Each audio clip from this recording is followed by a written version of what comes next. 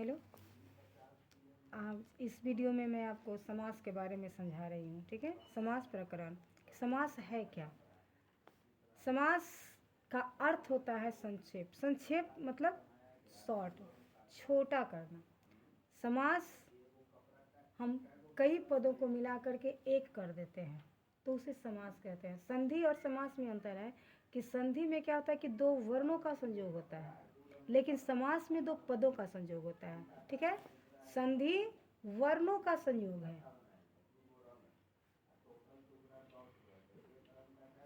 ये क्या हो जाता है संधि, और इसमें विकार उत्पन्न होता है। लेकिन समास जो होता है वह दो पदों का संयोग है।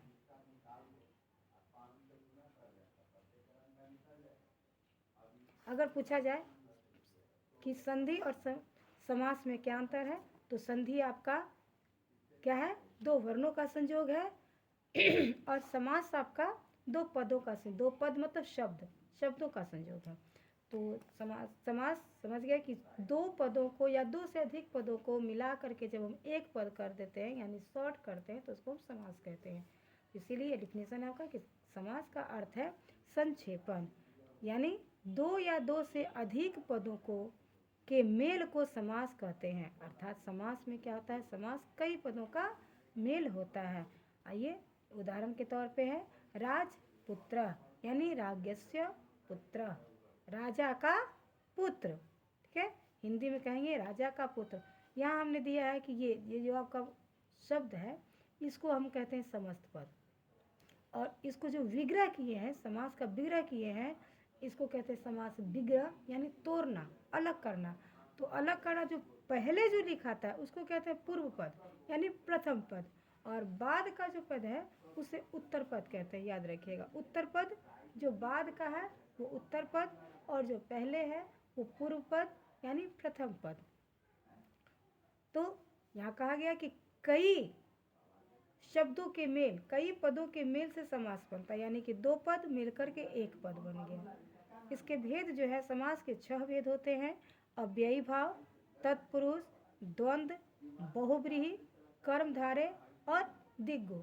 लेकिन कहीं कहीं क्या होता है, पढ़ना तो 6 होता है लेकिन लिखा रहेगा समास के 4 भेद होते हैं।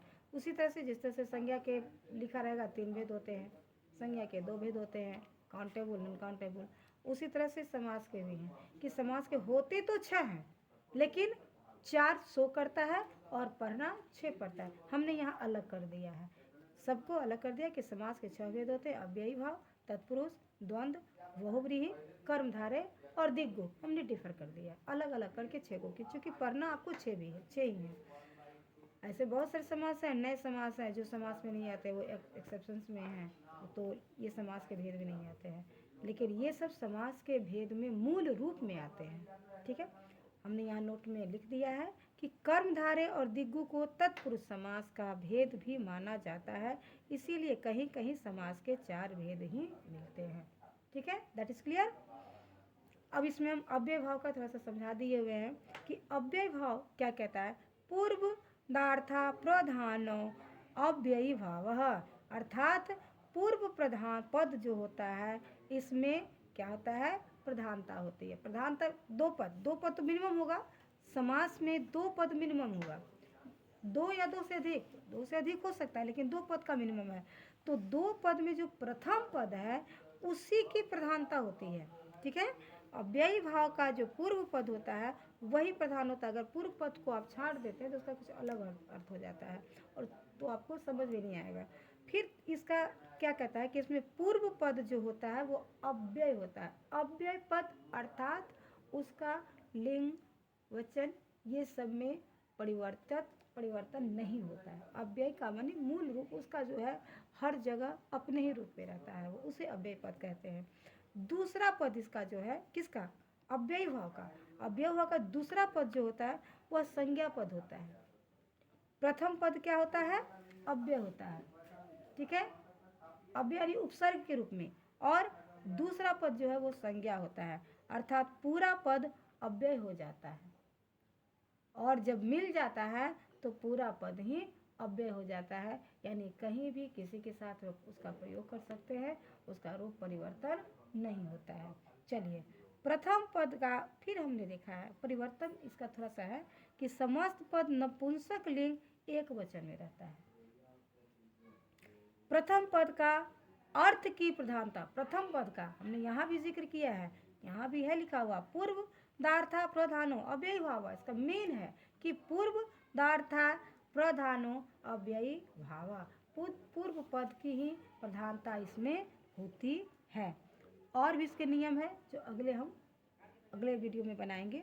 आज हम इसका इतना ही समझाए हैं, ठीक है।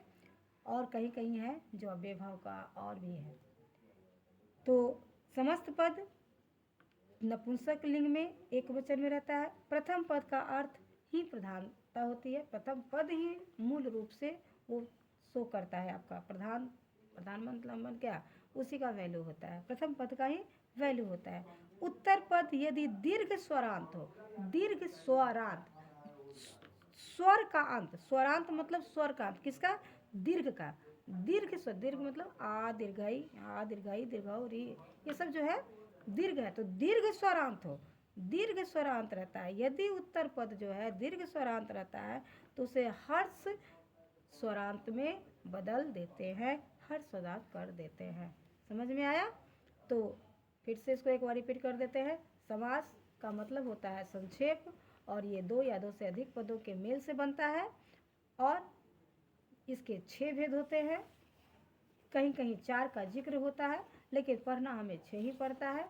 जैसे कर्मधारय और दिग्गु को तत्पुरुष में ऐड कर दिया गया है, तो पढ़ना हमें 6 पड़ता है। इस तरह से समास के हम 6 भेद कह सकते हैं।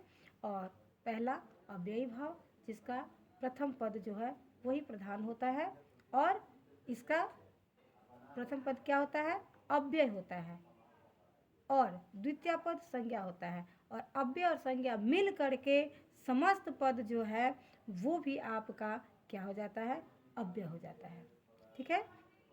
और उसके बाद समस्त पद में एक चीज़ और है कि वह नपुंसक लिंग में रहता है। उत्तर पद हर्ष कर देते हैं, दीर्घ भी रहता है तो उसको हम हर्ष करके लिखते हैं। धन्यवाद।